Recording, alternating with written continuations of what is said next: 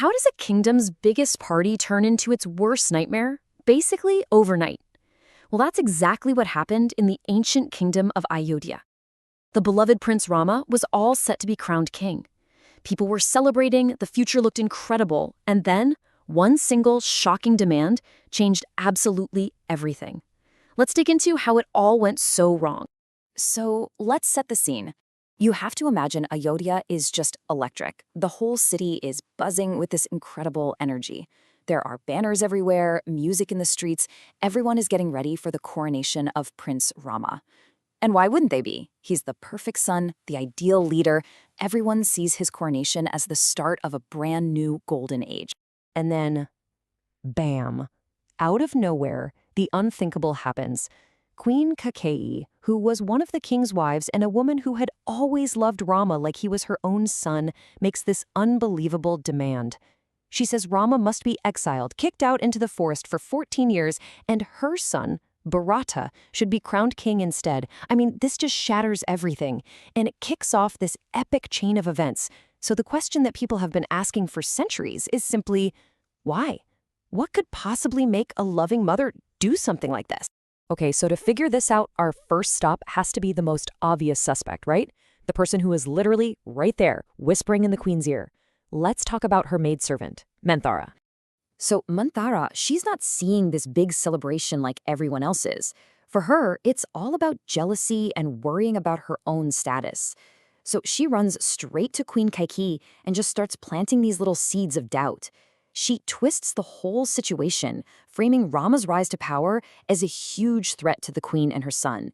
And just like that, she turns this moment of national joy into a really ugly personal crisis. You know, the Ramacharitmanas just nails the description of this moment. It says, Kaikeyi heard these agreeable, deceitful words. And think about that phrase for a second. The lies sounded good. They were appealing.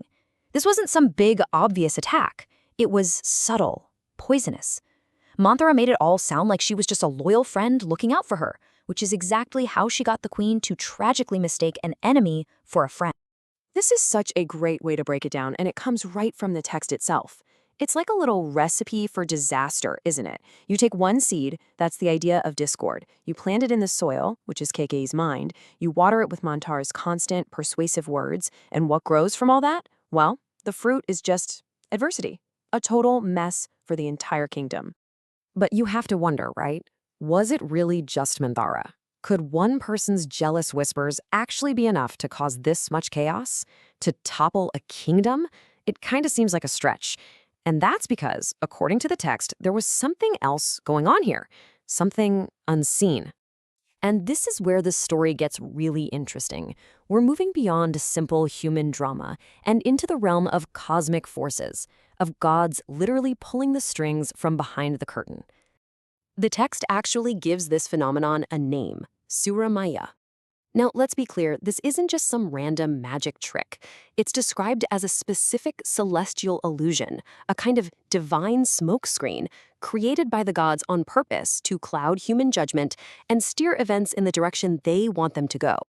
And here it is, basically the smoking gun. The text says it outright, Kaikeyi was dominated by the celestial Maya. This tells us her judgment wasn't fully her own. Her whole perception of reality was being altered by a divine power. She wasn't just being persuaded by Manthara, she was being supernaturally deluded. Okay, so that just opens up a huge can of worms, doesn't it? If the gods were involved, why? Why would they orchestrate such a painful, chaotic event? What could possibly be their motive for wanting to send Prince Rama into exile? Well, the answer to that question? It takes this whole story to a completely different cosmic level. See, this whole drama was never really just about who gets to sit on the throne of Ayodhya. This was about the fate of the entire cosmos. And the gods, well, they had a very personal, you could even say selfish reason to make sure Rama did not become king. At least, not yet. So let's pull back and look at the real big picture here. The universe has a massive problem, and his name is Ravana. He's this demon king who's just terrorizing everyone, heaven and earth, and thanks to a special boon, none of the gods can defeat him. So what was their solution? Rama. He was literally born for this one job, to be the mortal hero who could finally take Ravana down. So here's the gods' dilemma. Their champion, their one shot at stopping Ravana, is about to get tied down with the day-to-day duties of being a king. If he takes the throne in Ayodhya, his cosmic purpose, defeating Ravana, might never happen. So their only solution was to get him out of the palace and out into the world where his real destiny was waiting. And that's the big twist, right? The exile wasn't the end of Rama's story. It was the beginning of his true story. It was the divinely engineered push he needed to get him on the path to finally confront Ravana and restore balance to the cosmos. Okay, so let's just recap all these different layers. First, you have the immediate trigger, the spark, Manthara's jealousy. But that spark lands on a mind that's already been clouded by a divine illusion, the Suramaya. And this was all orchestrated by the gods because they needed to kickstart Rama's true destiny. For them, the exile wasn't a tragedy at all. It was the crucial first step in the master plan to defeat Ravana. And all of this leaves us with a really fascinating question. For centuries, Kaikeyi has been painted as this terrible villain. But if her mind was literally clouded by a divine illusion to serve some greater cosmic good, how much blame can we really assign to her? Was she a malicious queen, or was she just an unwitting pawn in a divine game, forced to play a painful but necessary role? It's a question that really challenges our ideas of free will, of fate, and of who the real villains and heroes truly are.